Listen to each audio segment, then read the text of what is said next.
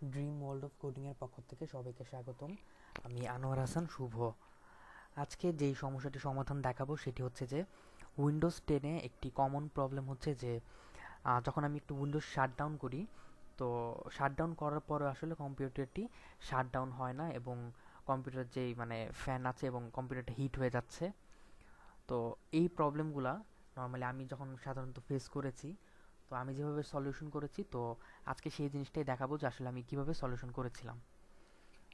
তো প্রথমে যেটা আমাকে চেক করতে হবে যে এরকম সমস্যা হয়তো হতেই পারে উইন্ডোজ 10-এ। তো প্রথমে স্টার্ট বাটন প্রেস করে ডিভাইস ম্যানেজারে যাব এবং ডিভাইস ম্যানেজারে গিয়ে এখানে সিস্টেম ডিভাইসেস এবং সিস্টেম ডিভাইসেস থেকে ইন্টেল ম্যানেজমেন্ট ইন্টারফেস, এবং এখানে যখন আমি ড্রাইভারে দিব তখন ড্রাইভার ভার্সন আমাকে দেখাবে। যদি ড্রাইভার ভার্সন অনেক সময় 10-11 থাকে, অনেক সময় 10-11-এ কোনো প্রবলেম হয় না।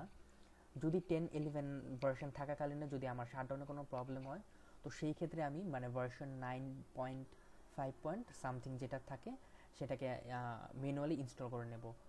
বা অনেক সময় যদি এখানে রোল ব্যাক ড্রাইভার থাকে, মানে আগের যেই ড্রাইভার অপশন ছিল সেটা যদি রোল ব্যাক করতে পারি, তাহলে হয়তো নতুন করে ইনস্টল করতে হবে না। তো প্রথমে যেটা করব যে আমি আগে থেকে ওপেন করে রেখেছি যে এখান থেকে এই জিপ ফাইলটা ডাউনলোড করব এবং এখান থেকে আমি ম্যানুয়ালি ইনস্টল করব নর্মালি, এবং ইনস্টল করার ফলে এটা নর্মালি ইনস্টল হবে এবং তখন এখানে গিয়ে এই যে ইন্টেল ম্যানেজমেন্ট সিস্টেম, তারপর ড্রাইভারে গিয়ে 9.5.24.1790 বা যেটাই থাকে সেটা দেখাবে।